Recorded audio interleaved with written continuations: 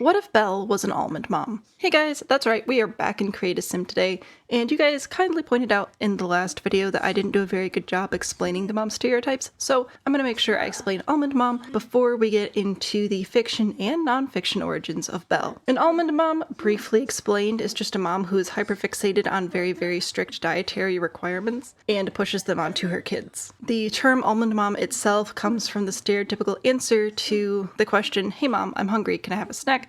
With a handful of almonds. And I tried to get into the motivational headspace of like the characters to figure out what clothes they're gonna wear and whatever. And I think that most almond moms deep down know that what they're doing is unhealthy, but they don't know how to get out of it. So for Belle, I was focusing on trying to mix like showing off the body a little bit, like, ooh, look at me, I'm skinny. But also there's a lot of shame there too. So finding the balance between covering up and showing off, because you're never thin enough, but you're also too thin, and it's just a really rough place to be in. Now, last video, I thought that all of our princesses and the mom stereotypes overlapped really well. I'm gonna go ahead and say that this one, I don't see it happening. Belle is incredibly curious in the film, which is what gets her in trouble in the first place. Super adventurous and really doesn't care what other people think about her. So I don't think that she would fall into this. With that being said, she was still a joy to create. Belle was my favorite princess growing up. I loved Beauty and the Beast. It was definitely my favorite Disney movie. Past like the age of 7. Before that it was Aristocats. That would be interesting, doing the Aristocats if they were people. Anyway, moving on.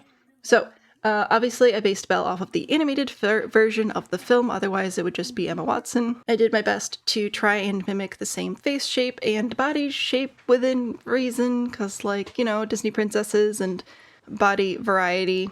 Not exactly synonyms here. And of course stick with her traditional color palette throughout the outfits as much as I was able, while still pulling in modern almond mom vibes. So all of that turned into this. You'll have to let me know what you think down below. Now, what are the origins of the Beauty and the Beast story?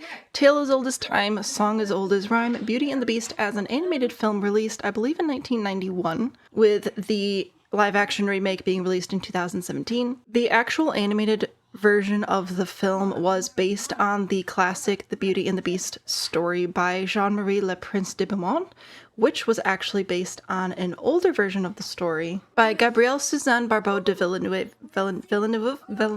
This word. So the original fiction Beauty and the Beast story was in a collection of stories.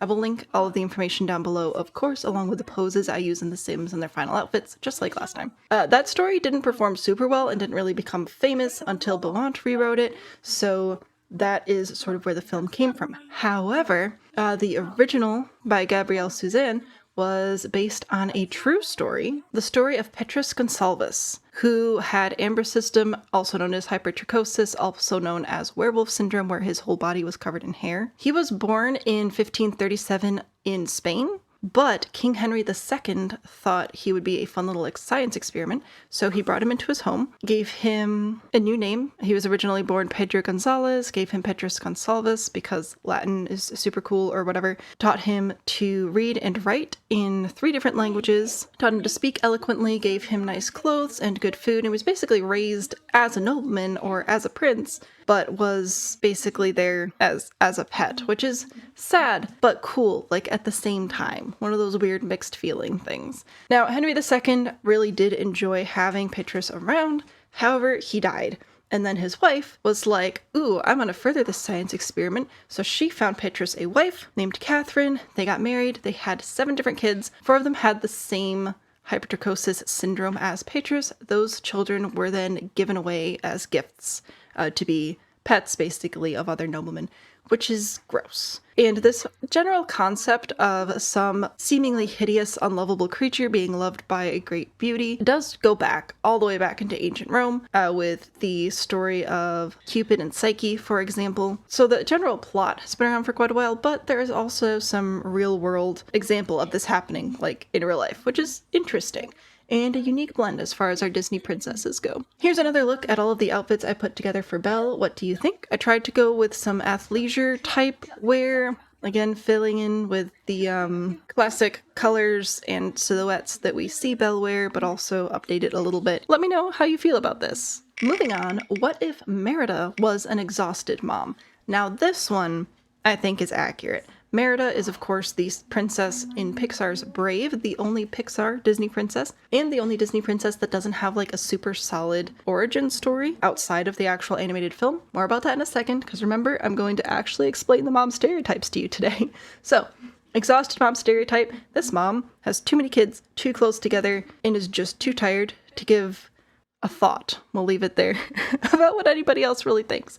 This is all about, oh shoot, we need milk. These are technically clothes. Let's put these on and get to the store. And the kids love her. She's all about taking care of her kids, doesn't care what else is going on, and is just absolutely burned out. This mom needs a hand. And I think this fits because in the original film, Merida has 3 younger brothers. They're triplets. So since multiples run in the family, I could totally see her having twins and having another set of twins or even triplets shortly after that. She's an ambitious young lady, probably bit off a little bit more than she could chew. And now we are in full-on survival mode here with the kids. I did try to give her some like colorful jewelry and stuff because I feel like her kids make her jewelry. I think she absolutely adores her kids and she's giving every ounce of energy to them, which is why she couldn't be bothered to give a single ounce of energy to any of these outfits. Merida does get the least amount of screen time in the video today because I knew exactly where I was going with her outfits and everything. I didn't really have to think about it too much. The hardest part was trying to get her face to look as close to the Pixar film as I could. The child is here, if you didn't hear him already, hanging out, trying to help now.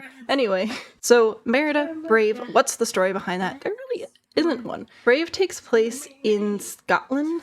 However, it's not like a very specific, this is actually our planet timeline in Scotland. It mixes several different centuries of fashion, lore, language, architecture, all that sort of stuff. So it's not like a historically accurate thing. Rather, it is based on a general understanding of Hans Christian Andersen and the Brothers Grimm fairy tales combined with Scotland and a little bit of Scottish folklore. But it's like tiny bits and pieces from everything. For example, part of the Scottish folklore is of course the wisps that show up in the film. However, that's throughout Europe. And there are several tales from Andersen and Grimm where great curses come that involve turning characters into beasts and or bears. However, neither of them were actually Scottish. The Brothers Grimm were German and Hans Christian Andersen himself was Danish. So it is an all-original story. Again, it is also the only Pixar princess we have in our lineup today, in all the Disney princesses actually. So it kind of fits that of course Pixar did their thing and just made a completely unique story for her. Anyway, here's another look at all of Merida's outfits that I've put together. Of all the princesses and their styles, this is the one closest to my own, and I don't even have multiple sets of multiples. I just have the one. So props to Merida. You go, girl. And our final princess for the day is Jasmine. What if Jasmine was a cool mom? Now, in our last video, we did Pocahontas as a cool in quotes mom. Jasmine is not a cool in quotes mom. Jasmine is the mom where after you're hanging out with your friends turn around and they're like, dude, your mom is cool. So that's what a cool mom is. Not like, wanna be cool, like legit actual cool. And how I was trying to make this distinction between the two was with Pocahontas, I was trying to focus on like trendy things and dressing younger than she was. Jasmine knows how old she is. She is not concerned with like staying up to date and exposing skin and all that stuff that may be popular among moms who are trying to stay young. She definitely is dressing more to her age, but still with fun young patterns and colors, just much more respectful of the kids around her. And I think that that is pretty cool. You know, there's nothing wrong with getting older, and it's important to be respectful of the people around you, especially the kids they're going to be hanging around, you know? So go Jasmine. Also, as far as like, oh, this makes sense, I think Jasmine being a cool mom, like this girl legit had a tiger as a pet growing up, okay? I had a little gray cat. Jasmine had a whole tiger. She's cool. I'm not like a huge Disney nerd or anything, so I definitely had to read a lot about Jasmine to figure out like what was going on here, but Jasmine actually does show up more or less in the original story of Aladdin. Now, I do have a copy of the story of Aladdin because it is one of the stories found in the collection of stories called 1001 Nights, or Scheherazade, or Arabian Nights, depending on your translation. Basically, Aladdin is the son of a deceased Chinese tailor. He is lazy and careless. An African magician comes along who claims to be his uncle. They do the whole lamp ring genie thing. However, in the original story, Aladdin actually builds up his wealth through the power of the genie himself, and then ends up marrying a princess. It's not this whole like facade to impress the princess. Originally in the book, Aladdin does marry Princess Badr al-Budur, or Full Moon of Full Moons, which is kind of a cool name. However, that name was changed to Jasmine for the film. Jasmine is a type of flower.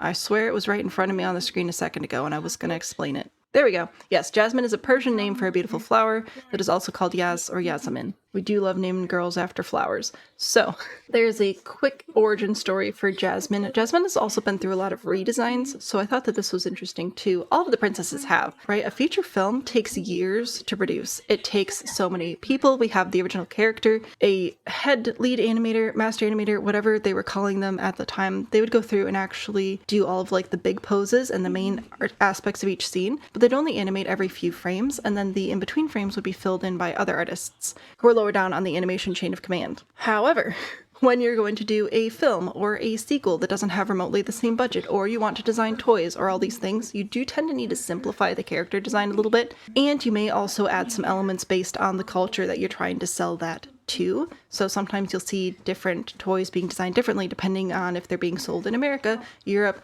Asia, different parts of Asia, even Africa, which is very interesting. Anyway, back to Jasmine. So, Jasmine has been redesigned a fair amount, including her hair, most specifically, where she sort of has it in multiple gatherings in the original film, but it has been shortened, curled, and simplified down to just a ponytail in her redesigns for easier branding and toy development and all that stuff. Also, a lot of the Disney princesses have been revamped to have a very specific sort of signature color. We know that in the original Cinderella film, when it was first released, Cinderella's dress was quite silvery, which plays into the original story. Oh, I hope we get to spin Cinderella soon. If you guys like the series, let me know down below. I'd love to do Cinderella because the origin story for Cinderella is whack, and I'm super excited to share that one. But anyway, but it sort of turned into blue because blue is easier to produce and market and not look like a wedding dress. This is Jasmine in all of her final outfits. Let me know how you think I did down below. This household is of course available on the gallery. All of the references I used and the poses will be linked down below in the video description. I hope you guys enjoyed the video, and I look forward to hanging out with you again very, very soon.